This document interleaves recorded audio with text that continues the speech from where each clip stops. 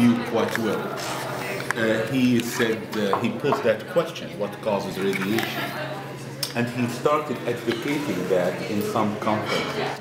And he wrote a column in the APS magazine. It should have been in the EHC, but he wrote in the APS. Yeah.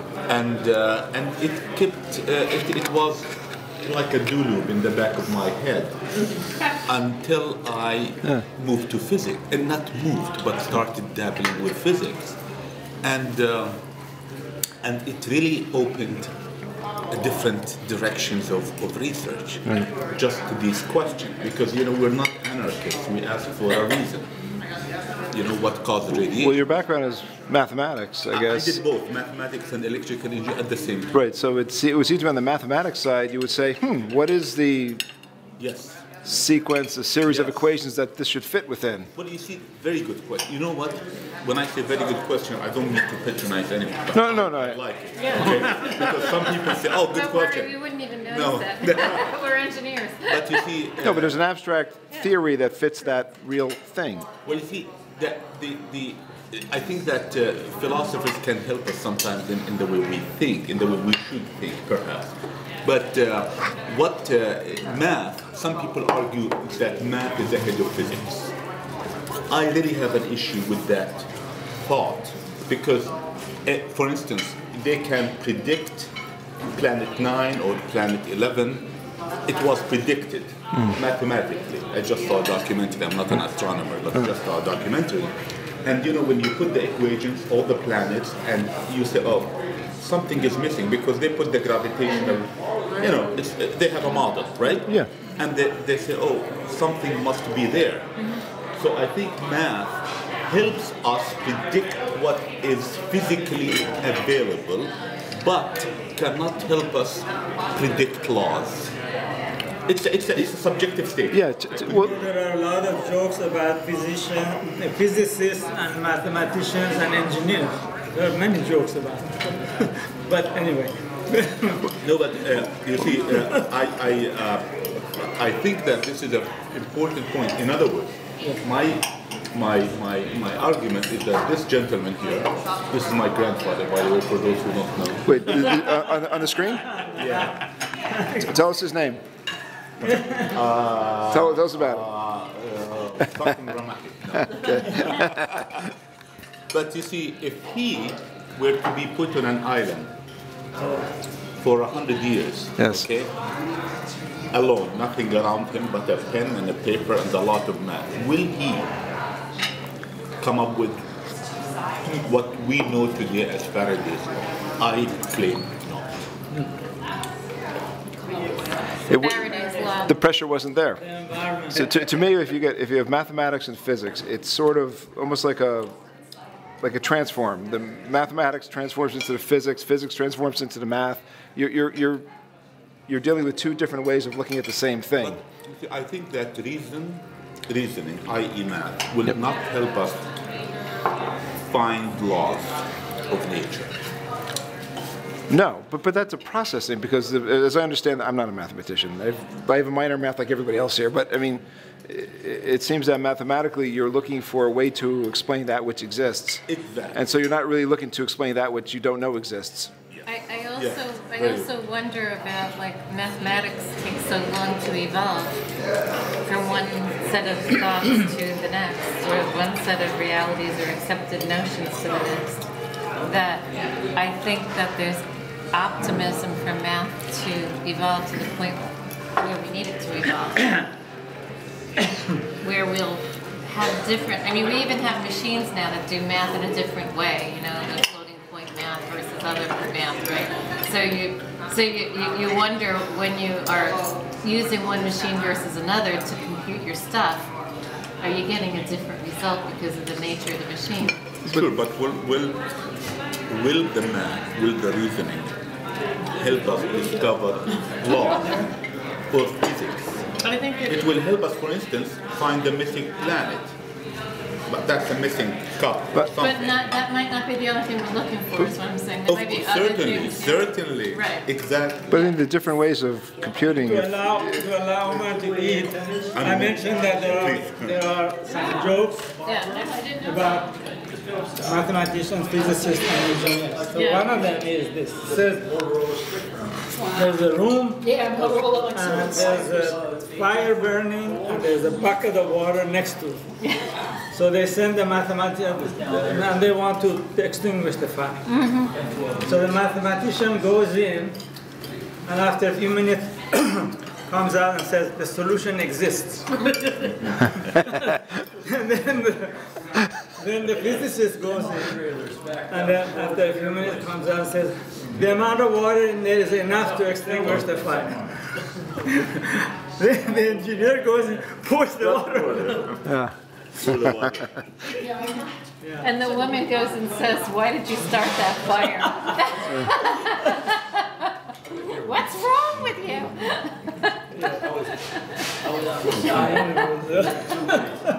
Just saying.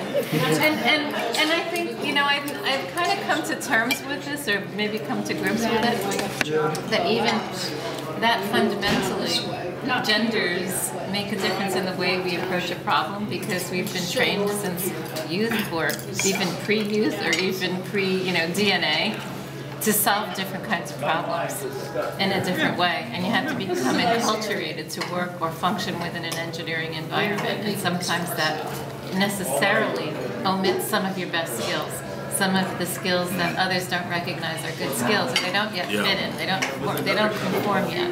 They haven't, like you were saying, the Apple engineers, right? Yeah. So the Apple engineers is an extraordinary example of a very successful group of people, a really wonderful business model where they make an extremely great amount of money doing a particular thing, and not specifically doing other things.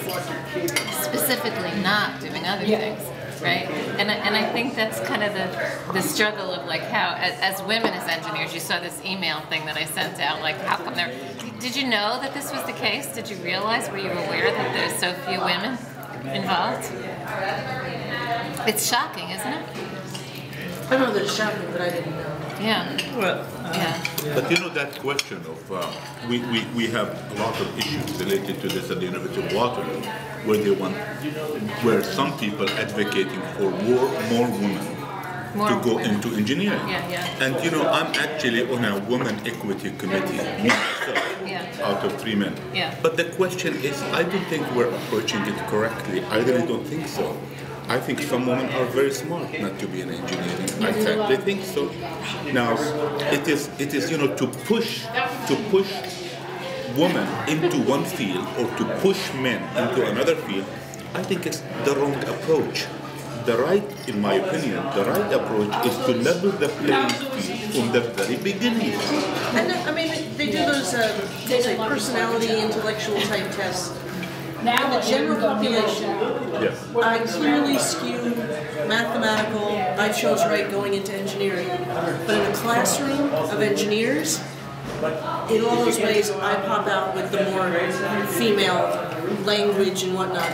Again, still against general population. Yeah, I'm over here with the analytics, but within a bunch of analytics, you can see me separate out because I am different. But as an engineer though, if you were to look at a workplace that has like 100 men and 4 women in it, or something like that, you have to think about it in terms of what are the outcomes going to be from that group. What happens when Bob, Wilson, and Arno are asked to apply what their skills are to the Telstar problem, right?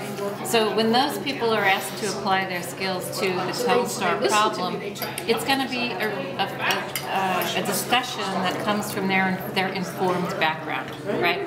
But if you have a product, like Apple has a product, and you want to make sure you make a lot of money, who do you target as your market? Men. So they hire men to design a product that's going to go to men.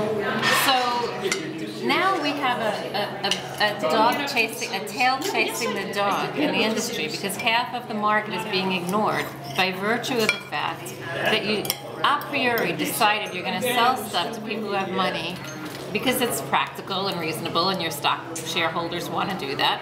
And so now you're propagating a machine, a very, very powerful, potent machine that now distributes products designed by men made by men, thought about, conceived, marketed by men, marketed mostly to men and some women who fit into the mold that you're describing, who can figure the thing out on the fly and aren't bothered by the extra overhead it takes to figure out how to use that thing, or go back and back and back every time the thing breaks, or when they come up with a new cognitive model or abstract level of how they're going to define their, you know, their metaphors or their business models or whatever the thing might be, that makes people shift from one paradigm to the next over time. And some people can catch on to it because they have a 14-year-old kid in the house who's going to show them, and other people can't. And this is like a really phenomenal time in history where we're learning from younger people instead of the wise old owls that taught us back in the 1960s. You know, we had wise old owls who taught us back in the day, right? You know, the nuns or the, whoever they were. But to that point, a couple of things were said. One was... Those owls were 30. Yes. Old was 30. Yes. But when you're talking about how many women have been identified as having contributed at some level where it's honored, irrespective of the number of it been identified, isn't that something of a lagging indicator that you're not going to have that many identified if you haven't had that many involved, correct. And if you haven't had that many with the opportunity to then get involved and so on. So it's going to be so. So in both cases, it's a problem. But if you start on either end, so we should come back in like 50 years and see how we've done, right? Well, we're 50 years in. Well, another 50. 50 years so, in. so the focus should be on encouraging people to do what they wish to do, and with respect to like the STEM stuff and encouraging things and so on, it has to be attractive to people to do what they wish to do. Like you mentioned Apple. Yeah. Apple has a certain design ethos and an engineering ethos, and this is how they do their thing. This is what we believe. We believe X, whatever X is, doesn't matter. We believe X. And at the moment there's a bunch of mostly male, but I believe they have a fairly significant female engineering staff and marketing staff at this point, I don't know. But they're trying to do whatever X might be. And they're drawing upon whatever talent they have to do that. And I like to think that whatever the endeavor, whether it's a company designing, it's marketing, or hell, an army fielding the troops, you know, you draw upon whatever talent you get your hands on, you know. One would think, but you know, in a free market, right? It's not the case. Who's going to succeed? And in a, you know, we have regulatory economic models. We have you know what I mean? Like we have things that sort of form our. Well, that's right. Yeah. There's inertia. There's mental inertia. Right. And this, You know it's good for you. You know the evolution of the way we evolve. You know, if we want to solve a problem. I mean, we have two cases. We have a case of a woman who is being cultured or forced into thinking in a certain way. And we should separate two things here. We really need to classify because we cannot barge into cultures and tell them, make the woman do this. There are certain things that are like a state level, local level, and so on. But I think it's wrong to interfere with the mental interest of people at a young early stage. That, I think, is dangerous. In terms of what to wear, I mean, the family have a certain things, how to conduct yourself, how to eat. But we're losing a great potential if we start forcing people to say that your mental capability is limited or is fit here. For instance, I had 2 PhD female students among the very top of my students, and I mentored about 30 PhD students. 2 female students were exceptional, and one came from a culture where these things are sensitive. I said, you know, you might be disadvantaged with a woman. She looked at me. I wanted to really get her kicking, you know. Yeah, I think you did it.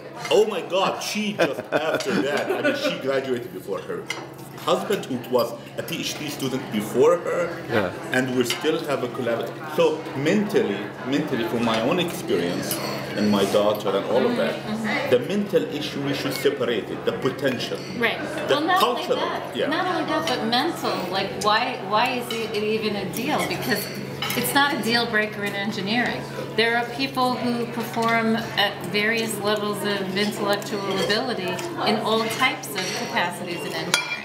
And there's no reason why you can't be you don't have to be a Nobel laureate. This is my point. Of course. And they might not be able to design an correct. amplifier, the Nobel laureate. Exactly. Do you know about this lady who passed away? Yeah. Iranian originally. Iranian, yeah. And she was the professor at Stanford, and she got the first and only prize, international prize in Nobel math. Prize in math. He won Nobel Prize in math. She's a woman. She was an Iranian woman, professor at Stanford, and she had the cancer, I guess. Yes. Yeah. There should be many cases like that. What was the name of There that should prize? I remember reading about this not too long ago in The Economist. A year and a half ago. Yeah. She passed away.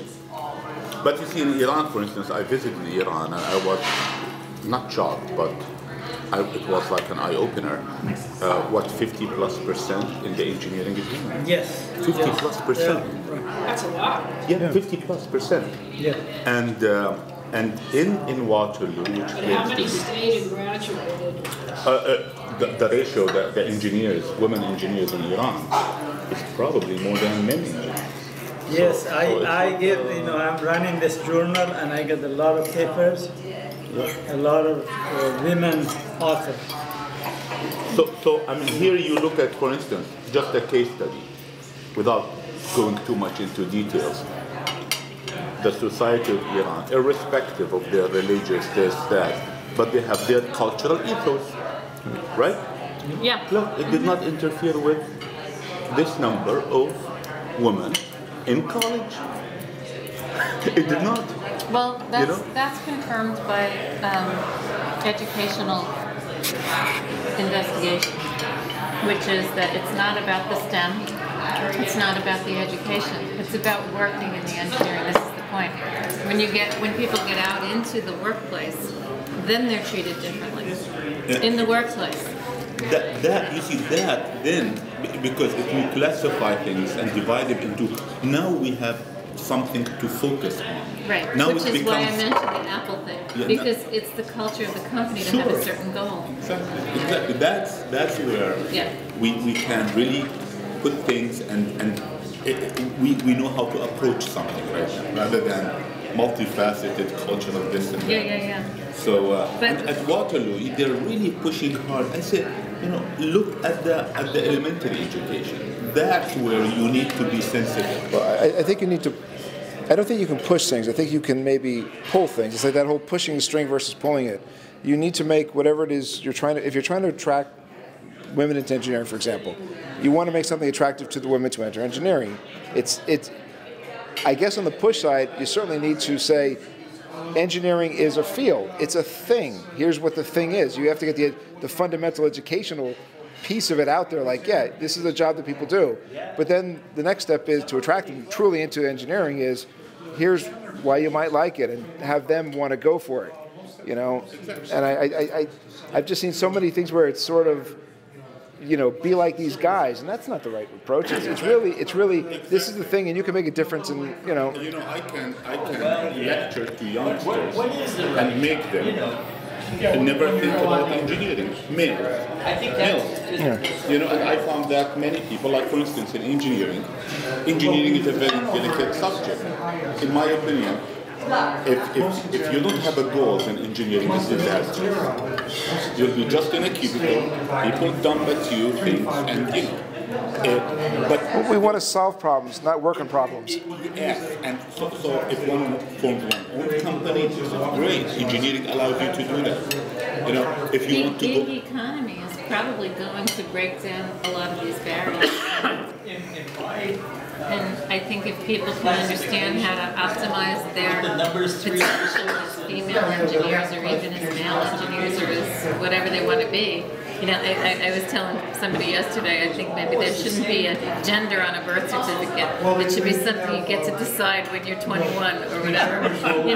Because if you have to think about that all these years, it's going to make you, like you said, you're going to be forcing people to decide. I always, one of the things I always told my kids was to question authority. Question authority. If you get a good answer, go with it, but question it. And I'm going to go with, as an initial item, you ought to have gender on a birth certificate. You can change it later. You ought to have gender on a birth certificate. You ought to start with, right. I'm going to say you ought to start with something. Start with some thesis, and then change it over time if it doesn't fit. I really don't think that, while I'm not trivializing this issue, I'm not. No, I understand. And you have more experience than I do. No, I'm not. I think that our priorities, we need to put some energy into priorities. Priorities are relevant, right? Your priority might be, but I think that the engineering field really has many, the education, starting with the education, is scale. Books were written for a different age. I'll talk a little bit about it. We think, you will concur with this. In the Middle East, I'm Palestinian by birth and by origin, and in the Middle East, you really have to go through lots of stuff to prove you're a man. Why? Look at the question: why do I need to do? Because my teacher went through it. So you're a man. If you have to go through it, but you've gone from a different age. Things have changed, right? Why? And I think that our potential is really